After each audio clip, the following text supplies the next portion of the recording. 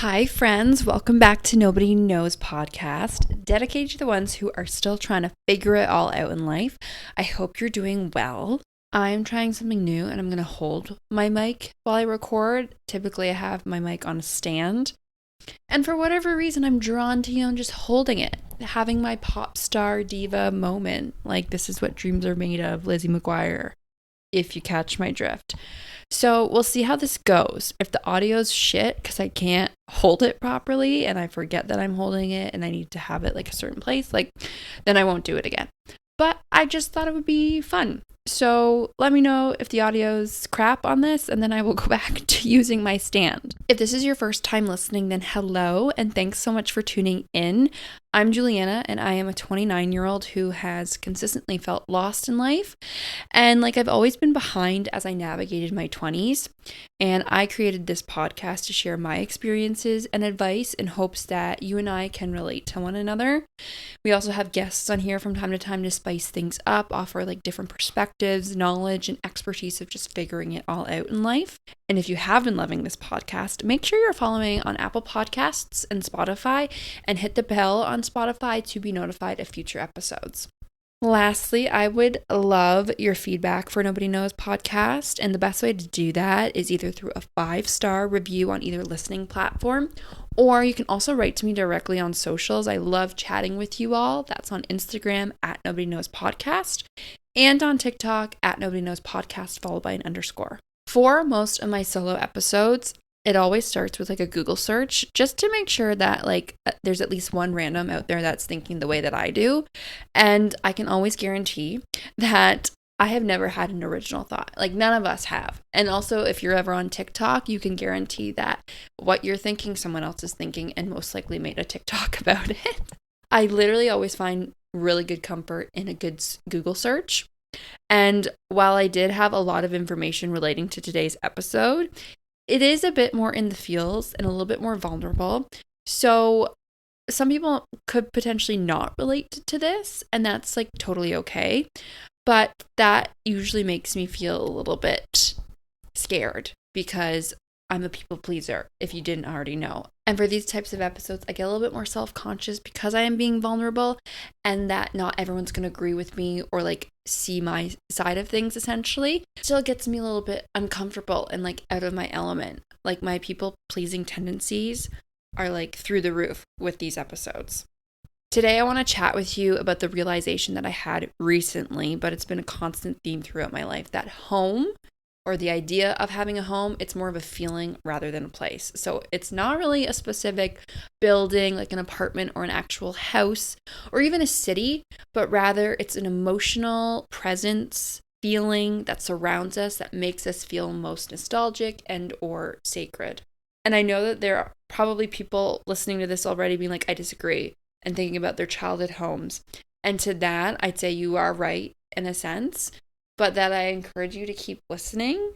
And then for those that already knew the feeling I'm talking about, then this episode is specifically for you. Typically, we start off each episode with a listener submission or a relatable query from Reddit. Relatable query from Reddit. That is a tongue twister.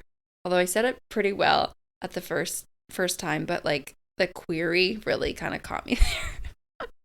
But moving on, I was inspired the other day with the idea of journal prompts. Shout out to Aiden and Cameron of Sweat Happy Pilates. If any of you are listening and you are in the Kawartha area in Ontario and you're looking for a great burn, but also not an exhaustive workout, you definitely have to check out their Pilates classes because they are so kick-ass and great.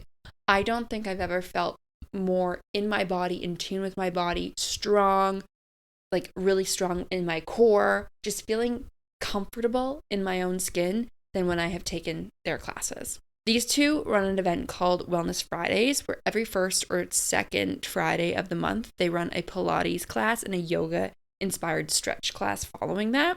And then after that, they also do a gratitude circle or a journal prompt session. That's where I got this idea from. And then to wrap up the evening, we always do a fun activity. And I was just at the June Wellness Friday last week, and I loved completing the journal prompts. I've been a few times and I always really, really like doing the journal prompts. But then it got me thinking, why don't we do them together? Get our thoughts flowing, get us inspired, because, newsflash, we're already halfway through the year. Isn't that bonkers? I think I've said this in past episodes, but ever since I've turned 25, the time is running by. Like, it's fleeting. Like, growing up, always said, oh my gosh, I can't wait to be older. I can't wait to be older. And the years would drag on. I felt like I was 12 for like 10 years. And now, in the blink of an eye, I went from 25 to turning 30 next year. I just always am baffled by how quickly things go, and the fact that we're in June right now, which, yes, I can't wait for summer, and that we are in like the best part of the year, especially if you live in Canada or like Ontario.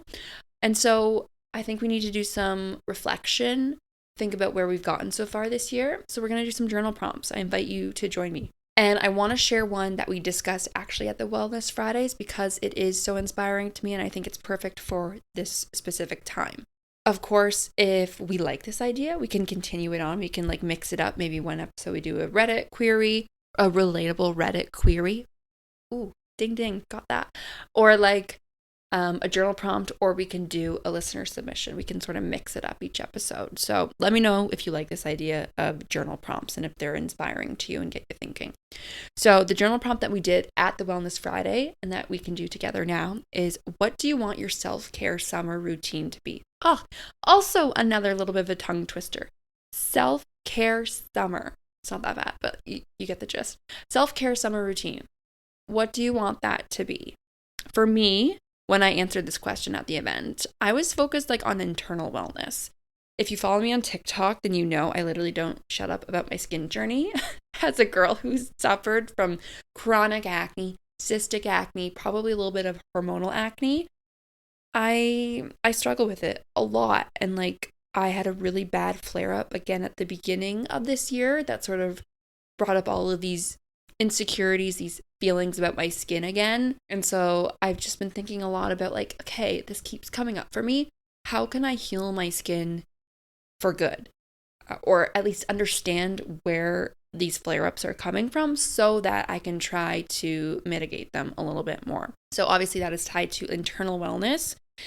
And I was thinking about, obviously like my digestion, my gut, like my stress, all of those things that I can somehow heal or deal with internally so that then it comes out externally. Prioritizing good food that, one, I like eating, but also makes me feel good, makes me have energy, makes me feel nourished, feel satiated. Also taking supplements. I have been seeing a naturopath all of this year, again, tying into my skin issues, but a lot of the supplements that I've been taking are also helping with my stress, with like my sleep, with my cortisol levels, again, tied to stress, but those also contribute to my skin. So I'm really, I don't want to say passionate about taking supplements because that sounds weird, but like I really am paying a lot of attention to what I am taking and how it makes me feel. Also, I know that I said like internal wellness, but I feel like skincare, I mean, you do apply it externally, but it then comes inward because it like makes me feel good, because then again, my skin is good. So I'm also very conscious of like what kind of skincare I'm using, or tying back to food. Are there foods that I can eat that promote like a healthier skin barrier, or like foods that aren't going to break me out? Things like that I'm just mindful of. And that is like my summer wellness routine that I'm doing right now. If you're up for it, I would love if you shared what your self-care summer routine is. You can share by tapping on the Q&A portion and answering if you're listening on Spotify. If you're not listening on Spotify, then also just message me again on Instagram, or let's connect on TikTok, because I want to know what you're doing. Alrighty, so let's dive into today's topic. So I think I feel so strongly that a home is a feeling rather than a specific place, because a constant in my life was that I've never remained in the same space or place for too long, which is totally unfitting of me, if I must admit, and maybe that's why I'm so like aware of it now. I love consistency. Like I am very much a creature of habit. I'm a Taurus, so I really fucking hate change, to be honest. Like I don't do well with it. It makes me stressed. I am probably the last to embrace change. So for me to have like moved my entire life or just been transitioning or changing my environment, that's really like not like me. I come from divorced parents. Love that. Raise your hand if you also come from divorced parents. I see you. I feel you. Ever since I was 2, my parents have been divorced. And I was constantly shuffling back and forth. Like when you're 2, I don't even remember my parents being together. So like all I've known is my parents being divorced. But that means I've also known just shuffling back and forth between my mom and my dad's. And this is also, I want to preface, like, not to slam them. Like, I don't want this episode to come off as like, woe is me or poor me. It's more so of like, I'm reflecting now because I've made peace with it. But these are just like my thoughts.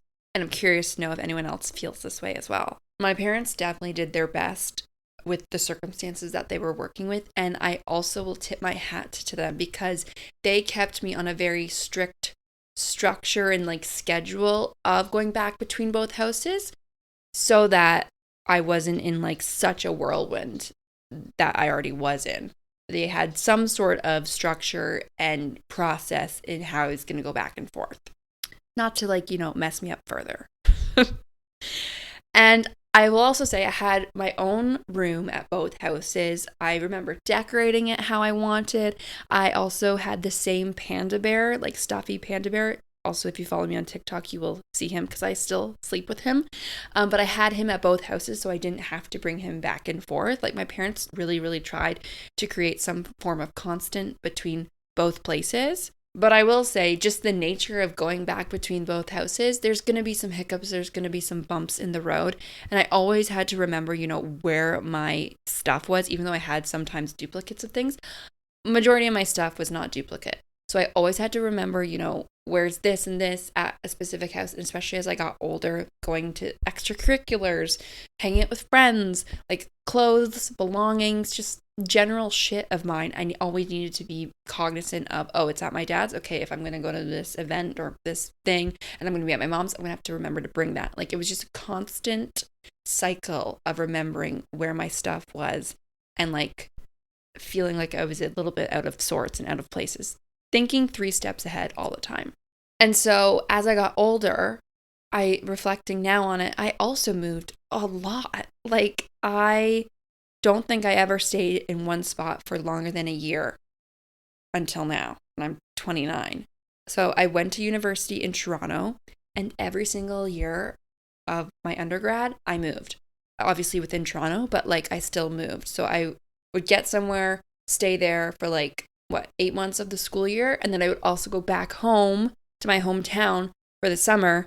And then I would move again. So like realistically, I was moving like every 4 to 8 months, which again is bonkers. Like you don't have time to like get settled or like make a place your own. And then when I graduated, I moved back to my hometown and continued to go back and forth between my parents' house, which is also hilarious because technically I was like an adult then, but I still followed the structure that I had when I was like a child. And honestly, I think I was just an autopilot at the time. I wasn't thinking about, oh, I'm shuffling between both parents' homes. I just did it without even thinking. And my friends were like, why are you doing this? Why don't you just pick a parent's house and stay there? And then you'll have all your stuff there so you don't feel like out of sorts all the time.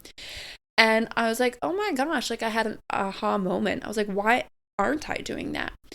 And I eventually did. I stayed with my dad. But then, of course, I felt guilty because I wasn't staying with my mom anymore. Like anyone who is a child of divorce, they can totally relate to that guilt. Like it really never goes away. And I always, of course, made an effort to always see my mom, but I still felt guilty that I wasn't going to be like technically living at her place anymore. And eventually I saved up enough money to get my own place. The first place all on my own. Like in university, of course, I had places, but I had a roommate. This was the first time I'd be living alone. And I had signed a year lease, so I knew I was going to be there for at least a year. And I put in so much effort into this apartment. It was also so cute. Like, I really love that place, and I think back to it fondly because I also grew so much as a person there because I had the space, I had the time, I had the, I don't want to say isolation, but like time on my own to figure out what I liked, what I didn't like, who I was. I still think of this place. It was a little bit of an older building, but all of the units in the building were completely redone. Like, it was stunning. The landlord who flipped it, gorgeous work. Chef's kiss. And it had like fresh appliances. It had exposed brick. It also was so small. Like, I wasn't feeling like I was like overwhelmed with the amount of space. It was a perfect sized place for me. It was just really, really pretty. And I remember I did like a gallery wall on one of the walls, and they also had giant, like, huge ceilings in there. So it was like a sprawling gallery wall. I was very, very proud of that. And I'm really kind of sad because I never captured more photos there. I was just on like the start of like TikTok, and I wish I like filmed more content in there because I love that apartment, and I wish I had more photos or just like keepsakes of that time. And so as I was nearing the end of my lease, I had also gotten out of like a situationship, and my heart was broken. So while I loved the apartment, I did not love my hometown anymore. And so I needed like a fresh start. I needed a change. And my best friend at the time was living in Ottawa, and I've said this in past episodes. She was like, "Why don't you move out to Ottawa with me? We can split the rent." Because also I was broke. I loved my apartment, but I was very broke. Living on your own it's so expensive. And so she's like, "Let's split the rent and then we can live together. Like, living with your bestie, like, I'm in." I was like, for sure. So I moved out to Ottawa and then signed a new lease. So again, massive transition. It's not like I was moving down the street. It was literally moving like 6 hours away from my hometown. And then, of course, if any of you have listened to previous episodes, I've talked about that this 2 weeks before I moved to Ottawa, I met Brendan. Which at the time, because I was also like getting out of that situationship and I was still heartbroken, I was like, okay, I'm not gonna like uproot my entire life or not move for this guy. Like, I really don't. That's not what I'm trying to do here. I'm trying to like listen to me and do what I want to do. So I sort of put it out into the universe. If this relationship is meant to be, if this new connection's really good for me, it will work while I'm moving to Ottawa and exploring this new city. And it did work. But again, another trek all the way out to Ottawa. Once I got there, I loved it so much. It was so great to like split rent and also have like additional money to like actually enjoy myself, because when I was living on my own, I didn't. But I still got to like settle there and like live with my best friend, and again, get comfortable in a place. I think another thing that really helped me was my roommate had like, I think every single piece of furniture. I remember I think I sold all of my furniture from my hometown apartment when I was on my own. And I think I had maybe like 3 things in that entire apartment, 2-bedroom apartment. But she knows how to make a place feel like a home. She knows how to decorate really well. She knows how to have, I don't want to call it clutter, but like things in a house that make you feel comfortable and it doesn't feel sterile. Because like, I don't know how to do that. Everything that I have is just like for a specific purpose, and anything else I think of as clutter. But she made it up so beautiful and so nice, and I think that is also what made me feel like I had like a home. I had like a place. But of course, I was exploring this relationship with Brendan. So every other week or every 2 weeks or so, I was going to where we live now.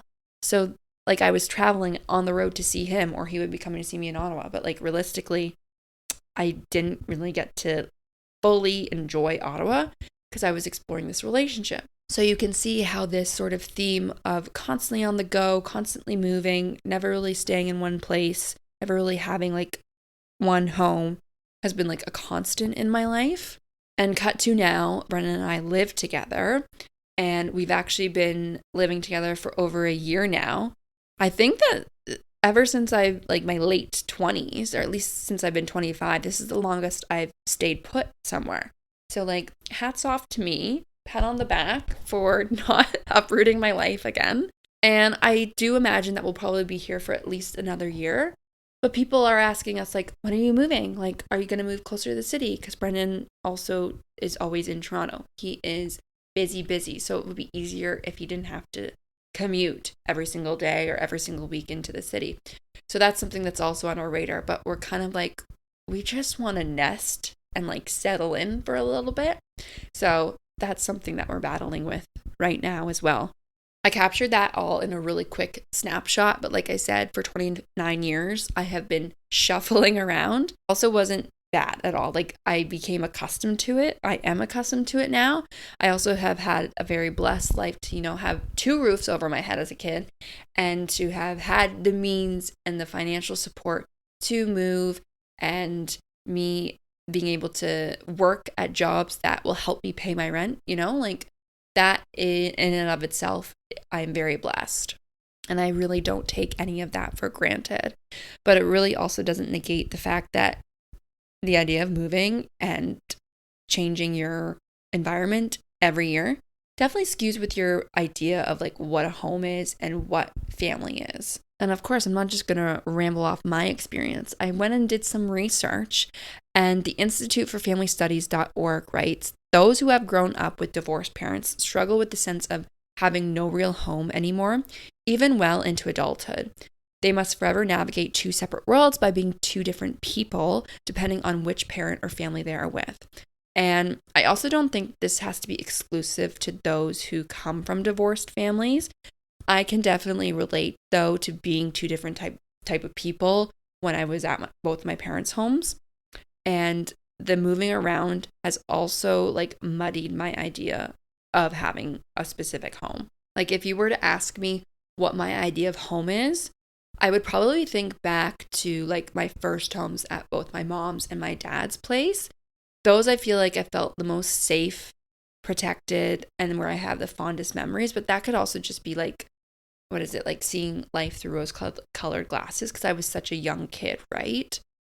But even now, Brendan still has to correct me. I always refer to this place as his house, and it's our house, realistically. And he has done a really good job at like instilling that in me. It's more so of like my own way I'm programmed is that I still get hung up that this is our house. It's not his anymore. And if you're wondering, thinking like, okay, I feel like this is more of a commonality and like normal for people to not have a strong sense of belonging or home. Again, I would say I agree. And feeling no sense of home and having divorced parents, those are not mutually exclusive. Like there are a lot of different circumstances as to why someone might not feel like they have a specific home. But I do want to iterate that it's not a problem, but it is something to be aware of and how it affects how you grow up and just sort of your viewpoint on life. There is actual scientific evidence that connects having a strong visceral feeling and a relationship with certain places, and it brings us overall peace. Researchers found that key areas of emotional processing in the brain are activated by places that people have strong emotional ties to. And additional research supported that meaningful places induce a sense of calmness and belonging. Fond memories and shared experiences with family and friends contribute significantly to why these places make us feel complete. And these findings shed light on the magnetic pull our childhood homes have and why we love going home for the holidays. Again, caveat, like not all of us love going home for the holidays. There's a lot of family trauma or like sad and difficult memories that we have, but on the other side, there are a lot of fond memories that we have and why we so associate going home with positivity for the most part. And if we think back in the day, like thousands of years ago, research by an anthropologist named Polly Weisner shows that once our ancestors learned how to like control fire, in addition to use it for cooking, they began to use it for storytelling as well. And so you can imagine by extending the day with the use of fire, people use that to unleash their imagination and engage with others with stories, which in turn fostered these deep, more emotional and social connections. This is not to say if we didn't have distinct feelings of our home in our childhood or growing up, that we will never have deep and meaningful connections or relationships, but it definitely makes you think and makes you reflect on how I and others who can relate to this have had to put in more effort into fostering these types of feelings and these types of relationships. And if you're listening to this saying, yes, I totally relate to this, I want to know how you feel similarly and like the experiences that you have that have made you feel this way, even if we have to put more effort into fostering deeper social connections, or if Brendan needs to keep reminding me that like this place is also mine as well. and is my home. I am hopeful now that I can, stay put for a little bit longer so that I can enjoy this feeling of home, so that I can really instill it in my brain. And there is still a part of me that is a bit sad for my childhood, and that my idea of home is a bit skewed, but that's just life, everyone has their hangups, has their things, and this is just mine. And I do think that I have managed, while I was flip-flopping back and forth or just constantly changing my environment, I did make the best of every place that I was at. And I suppose what I've learned from this is you might not always have the power to change your current circumstances. When you're a kid, you can't really do much about your parents being divorced. Kind of just get shuffled back and forth and you got to deal with it. But I think what I have done well is just sort of figure out what works for me so that I am content for the time being. And another thing which I think is changing, again, thanks to Brendan and Larry and Brendan's parents, is that there still are several times when I don't feel like I've have a home. And that's just my brain, because I have felt like that for my entire life. And now being aware of it, it's not going to change just because I'm cognizant of it now. It's like programming almost. There are times when I do feel lonely or sad. I mean, even this past week, I felt like that. And at the moment, I try to just remind myself again, it's going to pass. This is sort of just natural of what's happening in my brain and why I feel like this. But I am working to change that. Like I said, I'm putting in more effort to really soak up this feeling of home and embracing it. And this idea also ties back into episode 6, which was a little bit more focused on being single. But if you are interested in this whole idea, I definitely recommend you go listen to that episode. But it's the idea of just because you're on your own, it doesn't mean you're actually alone. And even though there are times when I might feel lonely, I do have a home and I am surrounded by love. I just need to get into the habit of reprogramming that core belief of mine. Another thing that I have realized is the stereotypical family ideal that you see in movies, TV, social media, through your friends. It's not really real and it's not the norm. And the idea of having a picturesque family you should never compare your reality to that, because it's just not fair to you and it definitely skews with your brain. Pop culture and what we see, the media we consume now is doing a better reflection of that. Back in the day when I was a little bit younger, it was definitely more fake and unrealistic. But it is something to be cognizant of on the times when you feel you're in that comparison trap of comparing yourself to somebody else's idea of home, and you're oh crap, I don't have that. Don't do that. You can't do that. I do need advice though from people who can relate to this episode and have not really one specific idea of what a home is to them. How do you make your current place feel like a home? Is it how you decorate your house, or you have certain pieces in your home, so photography, art, maybe you have a coffee machine or a record player hitting all of those different senses? Or rather, do you feel at home when you're connecting with loved ones? So is it by inviting people over, hosting them, calling them, texting them, emailing them, seeing them? I would love to know if maybe it's both of these factors or one of them specifically that makes you feel at home most. For me, I think it's a combination. I feel at home when I've nestled in and I've settled in one place. Like I've said, I've finally made this room a podcast office space, and I have all of my different belongings here, and I know I can go to my closet and pick this out. I know where my shit is now. That definitely feels like home. But also, speaking of how I was feeling super lonely this past week, I feel at home when I'm connected with my loved ones and when I can chat with them for longer than 5 seconds or 5 minutes of hey, how's your day going? And then the conversation's over. I like to know what's going on in their life and also sharing about what's going on in my life. And I am an introvert, and so I do like to have my time on my own, but I do recognize that I do need that social connection. So definitely a mix of physical and relational factors make up what home is to me now. So let me know. I want to know what home means to you. And so I hope that you have enjoyed this episode, this more rather personal or vulnerable episode, if you will. And I want to thank you. One, if you're a newbie and you're just checking out Nobody Knows, thanks so much for being here. I really appreciate you listening.